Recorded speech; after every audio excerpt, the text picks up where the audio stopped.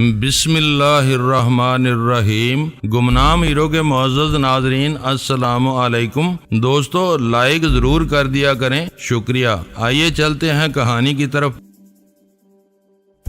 Master میں یہی بات کہہ رہا تھا، تم نے میرے الفاظ پکڑ لیے۔ وہ ملتجیانہ انداز میں بے بسی سے بولا، انہیں میں نے نہیں مارا، تم نے نہیں مارا، ندیدہ قوتوں نے مارا ہے، وہ تمہارا ساتھ دیتی ہیں، اس لیے ان دونوں کی موت کا سبب تم ہو۔ چلو تمہارا دل رکھنے کے لیے میں یہ بات مان لیتا ہوں، میرا لہجہ نیم دلانا تھا، اب دوبارہ ان مرے ہوئے مردودوں کا ذکر نہ نکالنا، انہیں بالکل بھول جاؤ۔ بھول جاؤں؟ وہ احتجاجی انداز میں ہنسا، شاید میں سب کچھ بھول جاؤں مگر مرتے دم تک ان دونوں کو نہیں بھول سکوں گا۔ میں نے سینکڑوں آدمیوں کو مرتے دیکھا ہے، دسیوں کو اپنے ہاتھوں سے موت کے گھاٹ اتارا ہے، ان میں سے کوئی یوں چپکے سے نہیں مرا جیسے وہ مر گئے ہیں۔ ہم نے ان کی لاشیں گاڑی میں نہ ڈالی ہوتی تو وہ جلنے سے بچ جاتی اور ان کے پوسٹ مارٹم سے کچھ نہ کچھ پتہ چل جاتا۔ اب ایسا کوئی امکان نہیں رہا۔ اب یہ کہہ دو کہ میں نے جان بوجھ کر دونوں لاشیں راجن کی گاڑی میں ڈالی اور پھر سوچے سمجھے منصوبے کے تحت کار کو آگ لگا دی۔ میں نے اس کی بات پوری ہوتے ہی ترشی سے کہا، میں نے سارے ثبوت مٹانے کا بندوبست کر دیا۔ حقیقت وہی تھی جو میں نے بیان کی، لیکن میرا پتیرا کچھ ایسا تھا کہ چوفان بری طرح کھسیائے ہوئے انداز میں بولا، ماسٹر تم ہر بات کو اس کی انتہا تک لے جاتے ہو، میرا دماغ خراب ہوا ہے جو میں تم پر ایسا بے سروپا الزام لگاؤں۔ سب کچھ ضرورت کے تحت کیا گیا تھا، چھوٹا راجن کو پھانسنے کے لیے میدان صاف کرنا ضروری تھا۔ اس وقت ہم دونوں میں سے کسی کے وہم و گمان میں بھی یہ بات نہیں تھی کہ گاڑی کو آگ لگ جائے گی۔ بعض واقعات ایسے ہوتے ہیں کہ انہیں اپنی آنکھوں سے ہوتا ہوا دیکھنے کے باوجود ان کی صداقت پر یقین نہیں آتا۔ میں نے قدرے توقف کے بعد ناصحانہ لہجے میں کہنا شروع کیا، آج کی رات ہم نے جو کچھ دیکھا وہ شاید اسی زمرے میں آتا ہے۔ ان کی موت کو حکم خداوندی سمجھ کر بھولنے کی کوشش کرو۔ ان کا مسئلہ تمہارے سر پر مسلط رہا تو تم ڈان کے سامنے گھبرا کر کوئی الٹی سیدھی بات کہہ بیٹھو گے، وہ کایا آدمی ہے، ڈانٹ ڈپٹ کر تم سے سب اگلوا لے گا اور تمہاری وجہ سے میں اس کے سامنے جھوٹا پڑ جاؤں گا۔ میں تو اس بارے میں ڈان سے بات ہی نہیں کروں گا۔ اس نے دو ٹوک انداز میں پسپائی اختیار کرتے ہوئے کہا، تمہارے آنے کے بعد سے وہ مجھ سے زیادہ بات نہیں کرتا، تم خود اسے یہ قصہ سنا دینا، میں تمہارا کہا ہوا ایک ایک لفظ غور سے سنوں گا۔ ڈان نے مجھ سے کچھ پوچھا تو میں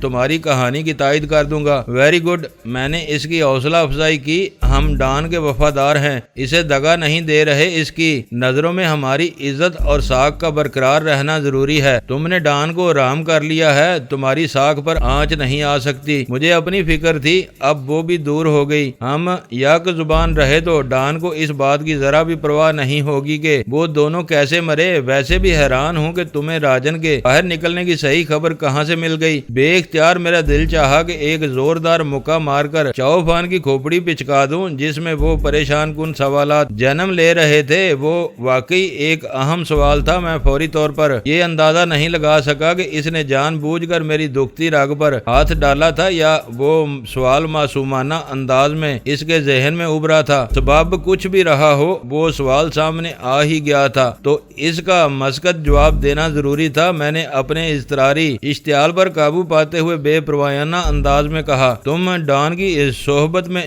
رہ کر مراق کے مرض میں مبتلا ہو گئے ہو۔ پہلے یہ فکر تھی کہ مجھے راجن کی گاڑی کی لوپ بوری میں موجودگی کا کیسے علم ہوا، اب یہ غم ستا رہا ہے کہ موتی محل سے راجن کے نکلنے کی خبر مجھے کیسے مل گئی۔ تم میرے اس دلیر ساتھی کو بار بار بھول جاتے ہو جو میرے ساتھ ڈان سے مل چکا ہے، وہ اپنے وطن لوٹنے کی تیاری کر رہا ہے۔ اس نے موتی محل کی طرف سے گزرتے ہوئے راجن کی گاڑی کو سڑک پر آتے دیکھا اور ذرا سی دیر میں یہ اندازہ لگا لیا کہ وہ ساحل کی طرف جائے گا۔ اس نے مجھے اطلاع دی اور میں نے تم سے رابطہ کر لیا۔ اس میں حیران ہونے کی کیا بات ہے، لیکن وہ کہیں نظر نہیں آیا۔ چوفان نے سادگی سے کہا، وہ ملازمت پیشہ آدمی ہے، میں اسے ان جھگڑوں میں الجھانا نہیں چاہتا۔ میں نے اپنے لب و لہجے پر قابو رکھتے ہوئے جواب دیا۔ راجن کے سفر کی سمت کا اندازہ ہو جانے کے بعد میں نے اسے وہیں سے واپس لوٹ جانے کی ہدایت دے دی بھیجی تھی۔ ماسٹر میں بار بار یہ کہتا ہوں اور تم بار بار یہ بات ثابت کرتے رہے ہو کہ تم کمال کے آدمی ہو اور تمہارا ساتھ دینے والے بھی کچھ کم نہیں ہیں۔ کیا یہ بات حیران کن نہیں ہے کہ میں اور میرے آدمی یہاں کے مقامی ہوتے ہوئے بھی اہم واقعات سے بے خبر رہتے ہیں؟ تم کو ہر بات کی بر وقت خبر مل جاتی ہے۔ اس کا لہجہ واقعی تحیر زدہ تھا۔ یہ سامنے کی بات ہے، میں نے بے رخی سے کہا۔ اسے سمجھنے کے لیے زیادہ عقل کی ضرورت نہیں ہے۔ تمہارے سر پر پیٹ پونگ کی لڑکیاں اور لی جیسی بازاری عورتیں سوار رہتی ہیں، میرا آدمی ان خرافات سے دور بھاگتا ہے۔ ہائے ماسٹر، یہ کیا کہہ دیا تم نے؟ اس نے اپنے سینے پر بایاں ہاتھ مار کے بے تابانہ انداز میں کہا۔ وہ بازاری ہوتی تو تمہارا یہ خادم اسے 10 بار خرید چکا ہوتا۔ تم سے بے مول دوستی کر بیٹھی، میرے لیے ایک کڑا امتحان بنی ہوئی ہے۔ تمہیں ایسی گھٹیا باتیں کرتے ہوئے ذرا بھی شرم نہیں آتی؟ میں نے ملامت امیز لہجے میں بے رخی سے کہا۔ ماسٹر، یہ زندگی کی بنیادی حقیقتیں ہیں، اس نے حسرت سے ایک گہرا سانس لے کر کہا۔ ہر مرد ان سے دو چار رہتا ہے، بیشتر گنے ہوتے ہیں، اپنے من کی بات کبھی زبان پر نہیں لاتے، موقع مل جائے تو خلوت میں اپنا شرافت کا خول اتار کر وحشی بن جاتے ہیں۔ میرا قصور صرف اتنا ہے کہ میں تمہیں اپنا سمجھ کر تم سے اپنے دل کی ہر بات بے دھڑک کہہ ڈالتا ہوں۔ ایسے مواقع پر تم مجھے غیر سمجھ لیا کرو تو میں ہمیشہ تمہارا احسان مند رہوں گا۔ اس کا جواب سن کر میرا لہجہ تلخ ہو گیا۔ تمہاری حد سے بڑی ہوئی اپنائیت کبھی کبھی میرے لیے سہانے روپ بن کر رہ جاتی ہے۔ ایسا نہیں ہو سکتا، اس نے بے اعتباری سے کہا۔ تم مجھے چڑھانے کے لیے مذاق کر رہے ہو، میں جانتا ہوں کہ تم مجھے بہت عزیز رکھتے ہو۔ میرا دل چاہا کہ اسے کھل کر یہ بتا دوں کہ زندگی میں ایک مرحلہ ایسا آ جاتا ہے جب انسان اپنی عزیز ترین ہستی کو اپنے ہاتھوں سے زمین میں دفن کر دیتا ہے۔ وہ جیتے جی اپنی ڈٹائی سے وہ اعزاز حاصل کرنے کی کوشش کر رہا تھا۔ گاڑی میں چند ثانیوں کے لیے خاموشی طاری ہو گئی۔ اس وقت چاؤفان کی جیپ ایسے علاقے سے گزر رہی تھی جہاں ہیڈ لیمپس کی تیز روشنی میں بل کھاتی ہوئی سیاہ سڑک کے دونوں اطراف میں تاریک اور چٹیل ویرانہ پھیلا ہوا تھا۔ اس مضافاتی حصے میں دور دور تک آبادی کا نام و نشان نہیں تھا۔ ماسٹر، مدام سے تمہاری ملاقات کب ہوئی تھی؟ کچھ دیر کے بعد وہ اپنی زبان کی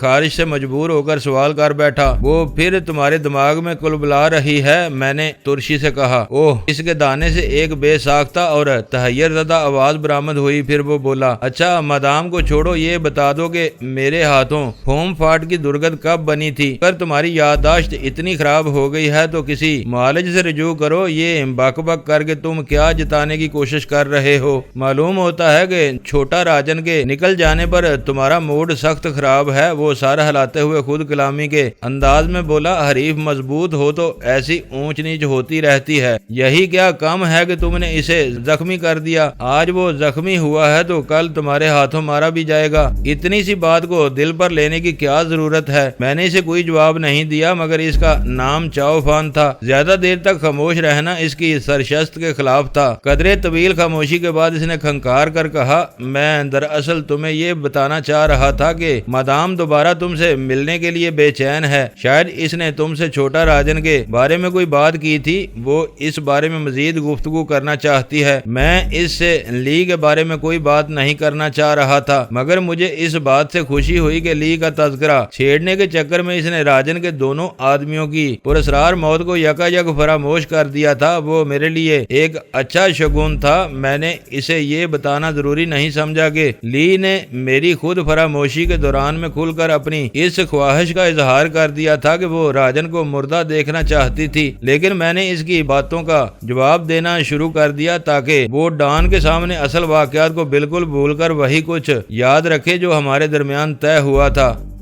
کیا میرے کان میں ڈان کی تحیر زدہ آواز گونجی، تم نے اسے زخمی کر دیا؟ ہاں ڈان، میں نے افسردہ لہجے میں جواب دیا۔ مجھے سخت افسوس ہے کہ میں اس وقت تمہیں اس کی موت کی خوشخبری نہیں سنا سکا۔ دل چھوٹا نہ کرو، ڈان کی تشفی امیز آواز ابری۔ موجودہ حالات میں یہ بھی بڑی خبر ہے۔ میں جاننا چاہتا ہوں کہ یہ سب کہاں اور کب ہوا۔ بار میں رش ہے، تمہیں فون کرتا ہوں۔ لائن بے جان ہو گئی۔ غزالہ بولی، آپ کا لہجہ اس قدر معذرت خواہ بہانہ کیوں تھا؟ آپ نے اس کے 3 آدمیوں کو موت کی نیند سلا کر بہت بڑی کامیابی حاصل کی ہے، تم ان مصلحتوں کو نہیں سمجھ سکتی۔ میں نے اسے آنکھ مار کے کہا۔ خبر سن کر وہ بے چین ہو گیا، اب اپنی رہائشی منزل سے فون کرے گا۔ مزہ اسی میں ہے کہ میں انکسار سے کام لیتا رہوں اور وہ میرے کام پر انداز و تحسین کے ڈونگرے برساتا رہے۔ میں نے اندازہ لگایا ہے کہ وہ خود پسند اور ناشکرا آدمی ہے۔ غزالہ بولی، وہ آپ کے کاموں کی تعریف اس لیے کرتا ہے کہ وہ کام اس کے کھاتے میں جا رہے ہیں، ان میں دور دور تک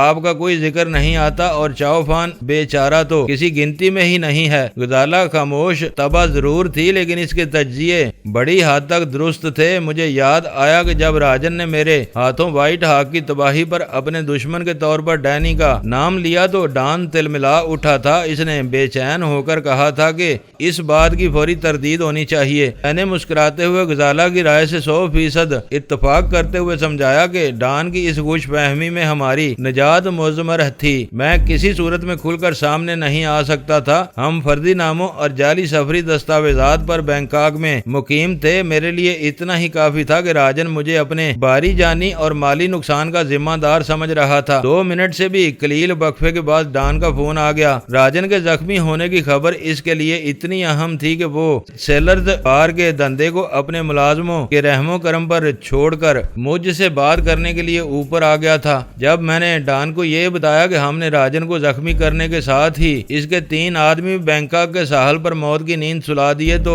اس کی خوشی کا کوئی ٹھکانہ نہیں رہا۔ اس نے مجھ سے اس واقعے کی پوری تفصیل سننے کی خواہش ظاہر کی اور میں نے واقعات دہرانا شروع کر دیے۔ اس تفصیل میں سب کچھ سچ تھا، میں نے بس زہریلی انگوٹھی اور بھیم گن کے استعمال کا ذکر حذف کر کے ان دونوں مسلح محافظوں میں سے ایک کے قتل کا سہرا چاؤفان کے سر باندھ دیا۔ ایک محافظ کے فرضی قتل کے سوا اس مارکے میں چاؤفان کا کوئی ذکردار نہیں تھا۔ اسے میں نے دانستہ سڑک کی طرف ہانک دیا تھا۔ ڈان کو یہ جان کر بہت خوشی ہوئی کہ بقیہ 2 آدمی میرے ہاتھوں مارے گئے اور راجن کو بھی میری چلائی ہوئی گولی نے چاٹا تھا۔ علی، مجھے اندازہ ہو رہا ہے کہ تم میرا توالیہ نکالنے کا ارادہ کر کے بینکاک آئے ہو۔ پوری کہانی سننے کے بعد ڈان نے گمبھیر آواز میں وہ فکرے ادا کر کے مجھے پریشان کر دیا۔ ڈان، میں تمہارا برا چاہنے والوں کے خون کا پیاسا ہوں، میرے بارے میں تم ایسی منفی بات کیوں سوچ رہے ہو؟ میں نے الجھے ہوئے لہجے میں کہا۔ ڈان اچانک خوفناک آواز میں ہنس پڑا، اس کی ہنسی سے بھی درندگی اور صفاقی جھلک رہی تھی۔ وہ بولا، تمہارے کام انوکھے ہیں، دل چاہتا ہے کہ میں تمہارے قدموں میں اپنی تجوری خالی کر دوں۔ تم میری عزت اور ساکھ کے سچے محافظ ہو۔ تم نے یہ کہہ کر میرا دل بڑھا دیا۔ میں نے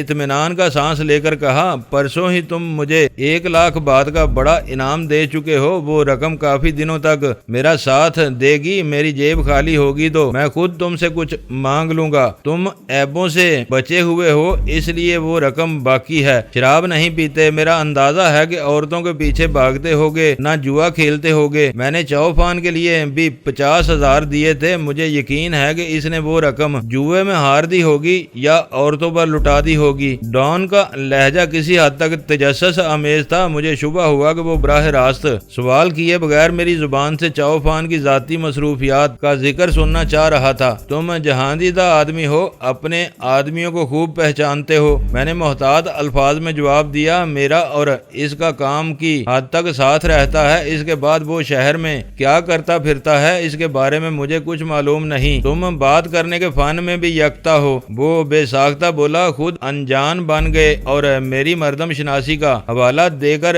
میرے اندازے کی تائید بھی کر ڈالی۔ چاؤفان خوش نصیب ہے کہ اسے تمہارے ساتھ رہ کر بہت کچھ سیکھنے کا موقع مل رہا ہے۔ مجھے ڈان کی تعریف و تعصیب سے کوئی غرض نہیں تھی، پھر بھی میں نے اس کا شکریہ ادا کیا۔ میں ابتدا سے صرف اس امر کے لیے کوشاں تھا کہ ڈان کو میری اصلیت پر کوئی شبہ نہ ہو، وہ مجھے علی احمد سمجھتا رہے اور میں اسے جو کچھ بتاؤں وہ اس پر اعتبار کر لے۔ میں دل ہی دل میں اللہ کا شکر گزار تھا کہ اس وقت تک میری وہ کوشش میری توقع سے زیادہ کامیاب تھی۔ راجن کے زخمی ہو جانے کی ہم دونوں کو خوشی تھی، لیکن دلوں میں یہ آرزو مچل رہی تھی کہ اس فتنے کا جلد از جلد خاتمہ ہو۔ امید افزا فکروں کے تبادلے کے ساتھ ہماری وہ گفتگو ختم ہو گئی۔ آپ کو طارق سے بھی رابطہ کرنا چاہیے۔ کچھ دیر بعد غزالہ نے پرخیال انداز میں مشورہ دیا، اس نے آپ کو راجن کی نقل و حرکت کی بر وقت خبر دے کر یہ سنہرا موقع فراہم فراہم کیا تھا۔ اس کی بات درست تھی، بینکاک میں ڈان اور چاؤ فان کے ساتھ میرے مراسم بہت نازک تھے۔ میں نے ہیلوں بہانوں اور فرضی کہانیوں کے سہارے ان کو شیشے میں اتارا ہوا تھا۔ مکر و فریب کے سہارے قائم کیا ہوا وہ رشتہ میری کسی بھی غلطی کے نتیجے میں چشمے زدن میں ختم ہو سکتا تھا۔ بے یقینی کی اس فضا میں مجھے ہر لمحے چاروں کونٹ چوکس رہنا پڑ رہا تھا۔ اس ماحول میں پہلے اسد میرا حقیقی ہمدرد اور مددگار تھا، اس کے ساتھ بہت تیزی کے ساتھ میری ذہنی ہم آہنگی ہوتی چلی گئی تھی۔ جلال کی یقین دہانی کے باوجود مجھے شبہ تھا کہ اسد کو محض روٹین کے طور پر پاکستان نہیں بلایا گیا، بلکہ اسے اس بنا پر بینکاک سے واپس بلایا گیا تھا کہ اس نے میری ہدایت کے زیر اثر سوبراج کی ہلاکت کی اہم ترین خبر اپنے محکمے کے بڑے افسران سے پوشیدہ رکھی تھی۔ یہ اور بات تھی کہ اس مرحلے پر اسد کی بینکاک سے واپسی اس کے لیے نعمت غیر مترقبہ ثابت ہوئی۔ مجھ تک رسائی کے لیے راجن نے اپنی پوری توجہ اس پر مرکوز کر دی تھی۔ اس کی طرف سے متوقع تعاون نہ ملنے کی صورت میں وہ اسے کوئی ناقابل تلافی نقصان پہنچا سکتا تھا۔ اسد کے چلے جانے کے بعد طارق نے اس کی جگہ لی تھی۔ اس نے بینکاک میں قدم رکھتے ہی اپنی ہوش مندی اور فرد شناسی کا بہترین مظاہرہ کرتے ہوئے اپنے بڑوں کو بہت سرعت کے ساتھ وائٹ ہاک کی تباہی کی خبر پہنچائی اور اسی طرح مجھے بر وقت راجن کے محو سفر ہونے کی اطلاع دی۔ بینکاک کی غیر یقینی اور خون آشام فضا میں وہ میرا اکلوتا سہارا تھا۔ اس کی مناسب حوصلہ افزائی کر کے میں اس سے زیادہ بہتر تعاون حاصل کر سکتا تھا۔ میں نے فون پر رابطہ کر کے تشکر کا اظہار کیا تو مجھے یہ جان کر حیرت ہوئی کہ وہ تازہ ترین صورتحال سے پوری طرح باخبر تھا۔ مجھے راجن کی پوزیشن کی اطلاع دینے کے بعد اس نے میری ہدایت کے مطابق اس کے تعاقب کا سلسلہ موقوف کر دیا تھا، لیکن مڑ کر گھر کی راہ بھی نہیں لی تھی۔ وہ واپس موتی محل کے علاقے میں جا پہنچا۔ اسے یقین تھا کہ بندرگاہ کے علاقے میں جو کچھ ہونا ہے وہ بہت سرعت کے ساتھ رونما ہوگا۔ کسی نتیجے کا انتظار کرنے کے لیے اسے اپنی پوری رات برباد نہیں کرنا ہوگی۔ اس نے راجن کو اپنے 3 مسلح ساتھیوں کے ہمراہ ساحلی علاقے کی طرف جاتے ہوئے دیکھا تھا۔ ان چاروں کے مقابلے میں وہ مجھے تنہا تصور کر رہا تھا۔ اسے یقین تھا کہ تصادم کا نتیجہ جو کچھ بھی ہو، اس کی خبر بہت تیزی سے موتی محل پہنچے گی۔ طارق کی وہ حکمت عملی کامیاب رہی۔ وہ موتی محل کے داخلی پھاٹک کے قرب و جوار میں منڈلا رہا تھا کہ رات 12 بجے کے قریب ایک ٹیکسی بہت برق رفتاری کے ساتھ سڑک پر نمودار ہوئی اور موتی محل کے بند پھاٹک کے سامنے جا رکی۔ ٹیکسی کی رفتار دیکھتے ہی طارق چوکنا ہو گیا۔ پھاٹک کھلوانے کے لیے ٹیکسی ڈرائیور نے لگاتار ہارن شروع کر دیا تھا۔ پھاٹک کھلنے کی نوبت آنے سے پہلے طارق نے ٹیکسی کی پچھلی سیٹ پر راجن کی جھلک دیکھ لی۔ میں اسد کے ساتھ موتی محل میں جانے کے موقع پر یہ مشاہدہ کر چکا تھا کہ راجن نے اپنی کمی گاہ کی حفاظت کے لیے مسلح نفری کے ساتھ جدید آلات کا بھی سہارا لیا ہوا تھا۔ پھاٹک پر مامور محافظ خفیہ کیمروں کی مدد سے ہر لمحے باہر کا جائزہ لیتے رہتے تھے۔ ان کلوزڈ سرکٹ کیمروں کی کارکردگی بڑھانے کے لیے رات کے اندھیرے میں بھی پھاٹک کے ستونوں پر ایسی لائٹس روشن رہتی تھیں جن کی تیز روشنی میں پھاٹک پر رکنے والی ہر گاڑی کی تمام تر جزیات کیمروں کی آنکھوں میں منتقل ہو جاتی تھیں۔ راجن نے موتی محل کے داخلی راستے پر وہ بندوبست دوسروں کے لیے کیا تھا، لیکن اس وقت وہ خود ان روشنیوں کی زاد میں آیا ہوا تھا۔ وہاں اندھیرے کا راج ہوتا تو طارق کو ذرا بھی اندازہ نہیں ہو سکتا تھا کہ ٹیکسی میں کون وہاں آیا تھا۔ مانیٹرنگ اسکرین پر کیمروں سے آنے والی تصاویر دیکھتے ہوئے موتی محل کا پھاٹک کھول دیا گیا اور وہ ٹیکسی بہت تیزی سے اندر داخل ہو گئی۔ راجن کو ٹیکسی سے افراتفری کے عالم میں واپس ہوتا ہوا دیکھ کر طارق نے بہت کچھ اندازہ لگا لیا، لیکن وہ یہ بات سوچ بھی نہیں سکا کہ راجن اپنے تینوں آدمیوں سے ہمیشہ کے لیے محروم ہو کر پسپائی پر مجبور ہوا ہوگا۔ وہ سمجھ رہا تھا کہ میری طرف سے حملہ ہوتے ہی راجن اپنے آدمیوں کو گاڑی سمیت چھوڑ چھاڑ کر بھاگ نکلا ہوگا۔ اسے یہ جان کر مسرت امیز حیرت ہوئی کہ اس کی فراہم کی ہوئی اطلاع کی بنیاد پر میں نے سرعت سے کارروائی کر کے راجن کے 3 اہم ساتھیوں کو جہنم واصل کر دیا تھا۔ میں نے یہ بات اسے پہلے ہی بتا دی تھی کہ اسلام آباد میں اس کے بڑے بھی راجن کی فتنے سے ہمیشہ کے لیے چھٹکارا حاصل کرنے کے خواہش مند تھے، لیکن اپنی حدود کار اور بین الاقوامی ذمہ داریوں کے پیش نظر کوئی عملی کارروائی کرنے سے ہمیشہ گریزاں رہے تھے۔ میں نے طارق کا شکریہ ادا کرنے کے لیے فون کیا اور مجھے اس سے راجن کی واپسی کا احوال بھی معلوم ہو گیا۔ وہ راجن کو لانے والی ٹیکسی کی واپسی تک موتی محل کے باہر منڈلاتا رہا۔ وہ حوصلہ مند اور بے خوف آدمی تھا۔ چند منٹ بعد ٹیکسی راجن کے بوجھ سے آزاد ہو کر باہر نکلی تو طارق نے اشارہ کر کے اسے روکنے کی کوشش کی۔ وہ ٹیکسی ٹیکسی ڈرائیور سے راجن کے بارے میں مزید معلومات حاصل کرنے کا متمنی تھا، لیکن ڈرائیور اسے دیکھتا ہوا سیدھا نکل گیا۔ شاید اسے موتی محل میں توقع سے زیادہ رقم سے نوازا گیا تھا، اس لیے وہ فوری طور پر کوئی نیا مسافر اٹھانے کے موڈ میں نہیں تھا۔ اسد کی طرح طارق بھی ذہین اور محنتی اہلکار تھا، اپنے افسروں کی طرف سے ملی ہوئی ہدایت میں معتبر پہلوؤں کو اچھی طرح سمجھتا تھا۔ اس کی ان یقین دہانیوں پر گفتگو کا سلسلہ ختم ہو گیا کہ وہ اسی طرح اپنا دامن بچا کر میرے ساتھ تعاون کرتا رہے گا تاکہ میں اپنے اہداف حاصل کر سکوں۔ ٹیلی ویژن کے مقامی چینلوں پر انگریزی میں خبریں آنے کا وقت گزر چکا تھا۔ دن میں وقفوں سے شروع ہونے والا وہ سلسلہ آدھی رات کو ختم ہو جاتا تھا، لیکن غزالہ ٹیلی ویژن سے چپکی رہی۔ 2 بجے اس نے مقامی زبان کے ایک پروگرام میں جلی ہوئی گاڑی اور لاشوں کی تصاویر دیکھ کر مجھے متوجہ کیا تو میں نے راجن کی تباہ حال گاڑی کا ڈھانچہ پہچان لیا۔ گاڑی میں پڑی ہوئی دونوں لاشیں بھیانک شعلوں کی زد میں آ کر کوئلہ بن چکی تھیں۔ تیسری لاش صحیح سالم تھی۔ تھائی زبان میں رواں تبصرہ ہم دونوں کے لیے ناقابل فہم تھا، لیکن اسکرین پر دکھائی جانے والی تازہ تصاویر اور ان کے ویران پس منظر کی بنا پر یہ بات ہر قسم کے شک و شبہ سے بالا تر تھی کہ پیٹرول کی آگ کے اوپر کی طرف بھڑکتے ہوئے تیز شعلوں اور دھوئیں کے بادل نے پہلے امدادی اداروں کو اور پھر خبر رسانوں کو اس واقعے کی طرف متوجہ کر دیا تھا۔ خبر پھیل گئی تھی، مگر ہمیں یہ علم نہیں ہو سکا کہ اس واقعے کے بارے میں شہر میں کیا آرا پائی جا رہی تھی اور موتی محل والوں نے کیا موقف اختیار کیا تھا۔ میں نے سوچا کہ چاؤ فان سے اس بارے میں معلوم کرنے کی کوشش کروں، مگر میں نے وہ ارادہ اسی لمحے ترک کر دیا۔ وہ عیش و عشرت کا دل دادا تھا، آسان اور ناجائز کمائی نے اسے کاہل بھی بنا دیا تھا۔ وہ اپنے حساب کے مطابق ان دنوں میرے ساتھ بہت زیادہ محنت کر رہا تھا۔ مجھ سے جان چھوٹتے ہی وہ اپنی رنگ رلیوں میں ڈوب جاتا تھا۔ اس سے تو یہ توقع نہیں کی جا سکتی تھی کہ اس نے شرافت سے اپنے گھر لوٹ کر ٹیلی ویژن وغیرہ پر نظر رکھنے کی کوشش کی ہوگی۔ غزالہ نے اندازہ لگا لیا کہ وہ مسائل میرے سر پر سوار ہو چکے تھے۔ اس نے لباس تبدیل کر کے سونے کی تیاری کی اور بستر پر دراز ہو کر مجھے دوسری باتوں میں الجھانے کی کوششیں شروع کر دیں۔ اگلی صبح غزالہ کو مجھے جھنجھوڑ کر جگانا پڑا۔ گہری نیند سے بیدار ہونے پر میری سمجھ میں کچھ نہیں آ سکا کہ اس پر کیا افتاد آ پڑی تھی۔ اس کی زبان سے ویرا کا نام سنتے ہی میرا نیند کا خمار یک لخت کافور ہو گیا اور اس کی بات بھی میری سمجھ میں آ گئی۔ وہ اپنے ہاتھ میں میرا کراچی والا موبائل فون لیے میرے سر پر سوار تھی۔ میں نے فون اپنے ہاتھ میں لے کر ہیلو ہی کہا تھا کہ دوسری طرف سے ویرا کی چہکتی ہوئی آواز سنائی دی۔ 10 بج رہے ہیں، یہ سونے کا کون سا وقت ہے؟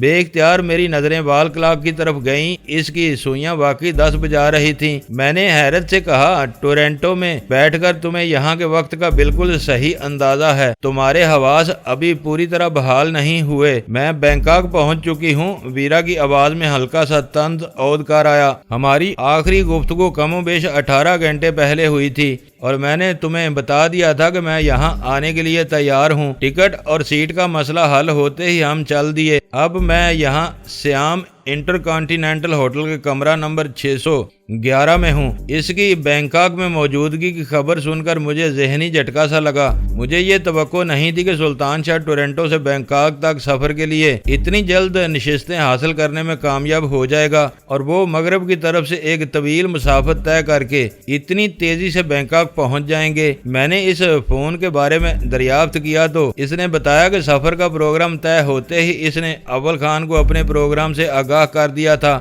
جس کے نتیجے میں بینکاک پہنچنے پر اس کے فون کی رومنگ کھل گئی تھی۔ یہاں آ گئی ہو تو اب الگ تھلگ رہو، میں بری طرح الجھا ہوا ہوں۔ جب بھی وقت ملا میں خود تم سے ملنے کے لیے آ جاؤں گا۔ تم الجھے ہوئے ہو، دن کے 10 بجے تک بے خبری کی نیند سو رہے تھے۔ ایسا تو نہیں ہے کہ پچھلی رات تم کسی خون ریز محاذ آرائی میں مصروف رہے ہو؟ اس نے معنی خیز لہجے میں کہا۔ تمہیں کسی خون ریز محاذ آرائی کا خیال کیسے آ گیا؟ میں نے چونک کر پوچھا۔ نئے شہر یا ملک میں پہنچ کر میں وہاں کے حالات کا اندازہ لگانے کے لیے سب سے پہلے مقامی اخبارات دیکھتی ہوں آج کے اخبار بینکاک کی ویران ساحلی پٹی کے قریب 3 آدمیوں کی پراسرار ہلاکت کی خبروں اور تصویروں سے بھرے ہوئے ہیں۔ اس نے بتایا وہ بینکاک آ ہی گئی تھی تو اس سے کچھ چھپانا بے سود تھا۔ بعد میں اسے حقائق کا علم ہوتا تو ہمارے درمیان پائی جانے والی مفاہمت کو شدید نقصان پہنچ سکتا تھا۔ میں نے ایک گہرا سانس لے کر کہا تمہارا اندازہ درست ہے،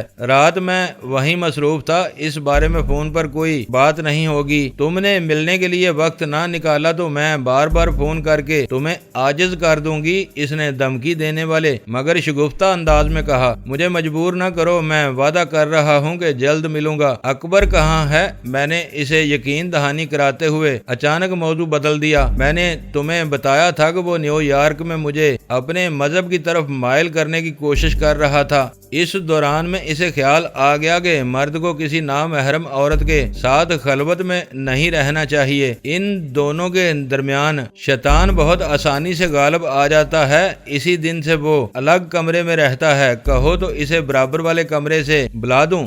بلانے کی ضرورت نہیں، وہ ہوش مند آدمی ہے۔ اسے معلوم ہے کہ تمہارے ہوتے ہوئے شیطان کو کہیں آنے جانے کی ضرورت نہیں رہتی، اس کے کام تم خوش اسلوبی سے پورے کر لیتی ہو۔ میں نے اس کی تبلیغ سے متاثر ہونے کی اداکاری شروع کی ہوئی ہے، دیکھتی ہوں کہ اس کا کیا نتیجہ برآمد ہوتا ہے۔ اس نے ہلکا سا کہکہا لگا کر کہا مجھے افسوس ہوا کہ وہ اس بارے میں سنجیدہ نہیں ہو سکی تھی۔ ویرا کو احساس تھا کہ اس نے مجھے گہری نیند سے جگایا تھا۔ اس نے اپنی عادت کے برعکس گفتگو کو طول دینے کی کوشش نہیں کی، مجھ سے غزالہ کی خیریت معلوم کر کے فون بند کر دیا۔ ویرا کی بینکاک میں موجودگی کی خبر سن کر میرا سارا خمار کافور ہو چکا تھا۔ اس کی زبان سے بینکاک کے مقامی اخبارات کا ذکر سن کر میرا تجسس بیدار ہو گیا۔ فون سے فارغ ہوتے ہی میں نے تپائی کی طرف چھلانگ لگائی اور اخبار کھول کر بیٹھ گیا۔